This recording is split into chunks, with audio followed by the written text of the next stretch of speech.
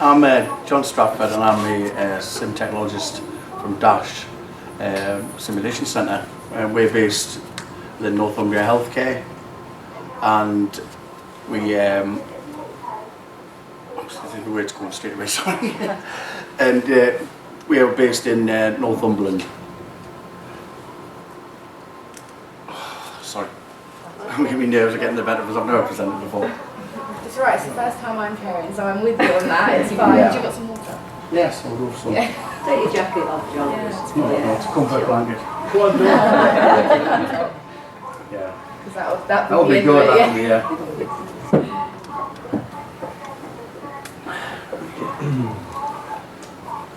I did notice with new faculty that basically they went from knowing nothing going straight into running simulation scenarios.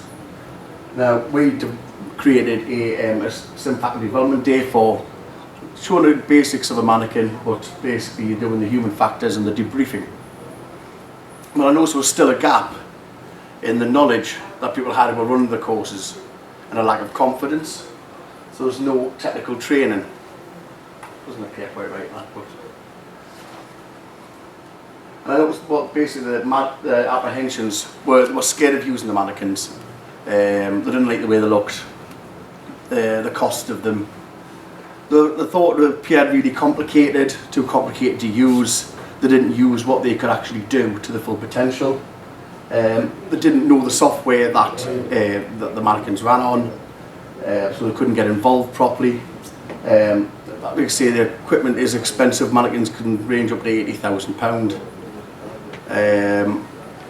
And overall that affected their confidence in running simulation, which have obviously affected the actual students who are there to learn. So I created Nu2Sim, and that was basically the aims of Nu2Sim were to show them let them gain some knowledge in the mannequins and how it can be properly used and utilised. And let them know that the software to run them so that they could know the capabilities of what they had and use them to their full potential. What the gaining side, the programming side, where you could pre-program a theme so the mannequins would do things at the correct stages, and you could just activate it, and you could take your time on acting as the patient instead of worrying what you're going to click on.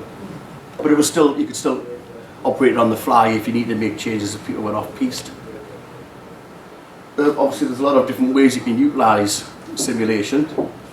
You can include part task trainers, there's role players, there's loads of different elements in there that people aren't aware you can use. And there's a lot of different features on the various mannequins, from bleed and sweating, which I'm currently sweating. So very mannequin-like. Yeah, so the sweating.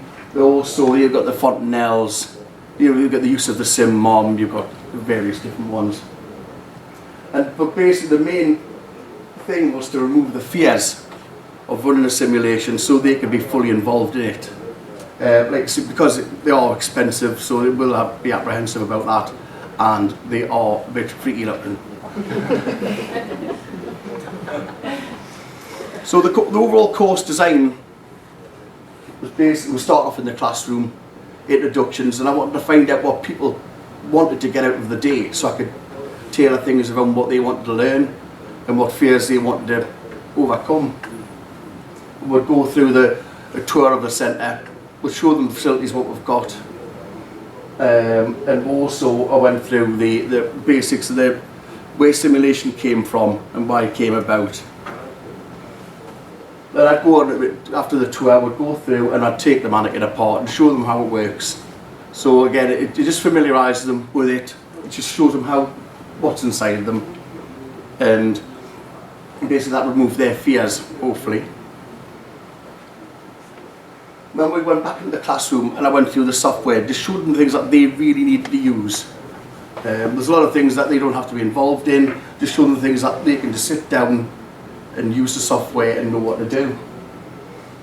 And then I'd move on to the actual programming side, and I'd created a scenario for them to program in so they could familiarise themselves with the different areas and actually what the mannequins could do when they're pre-programmed. All right. I try to keep slow, you see. So yeah, they ran through that and they actually programmed their own scenario in. And then what we could do is, once they had finished that, and they're asking questions all the way through, then we'd go into the control room and we'd actually run it in the real world and show how the actual simulation ran, with something they programmed in, so they could fully understand the different elements. Then some of the class would go through and they'd actually listen to the sounds it was creating, see how it reacted, and then they would just swap it over in teams just to see how it would actually, the overall effect. So I did evaluate them before and after, and the first 3 questions were on the knowledge that they had before and after. The first 3 were basically on the software, on the mannequins and the theme programming. The final question was more important to us. It was the overall knowledge and overall confidence gained for them to be able to run their simulations. The feedback we got was really good. I do have a waiting list for people to get on, and it's just been absolutely brilliant. The feedback, like I say, it's been really good to hear. I don't run courses, I don't do presentations either, as you say, but you get a lot out of it in return. So the next thing I'm planning on is I've got dates in for next year. I say I've got a waiting list, which is really good. I'm keeping the class size at 8 because I found 12, I have had 12 and 13 on, and it can't be as personal and you can't tailor it, a bit more intimate. I'm going to introduce AV elements, so we use the smart system, so I will show them, go through that and show them how to use the sounds and the cameras and how they can fully utilise all the things we've got.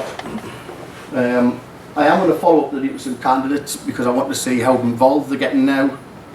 I want something in return from them basically, and so I want to see if they put themselves forward to do things. I'm drying up, excuse me. But the other reason I put it together, because I do one-to-one sessions.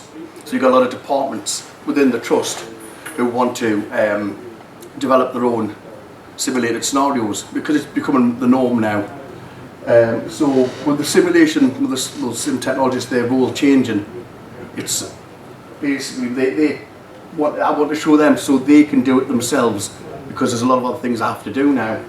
So the one-to-one sessions are great because they can sit with us for an hour. We can go through and build a portfolio of scenarios or programming mannequins, and then when they come in, everything's ready. They can take it on a USB stick home and practice and get it all correct for when they want to run their simulation days. Thank you, and any questions?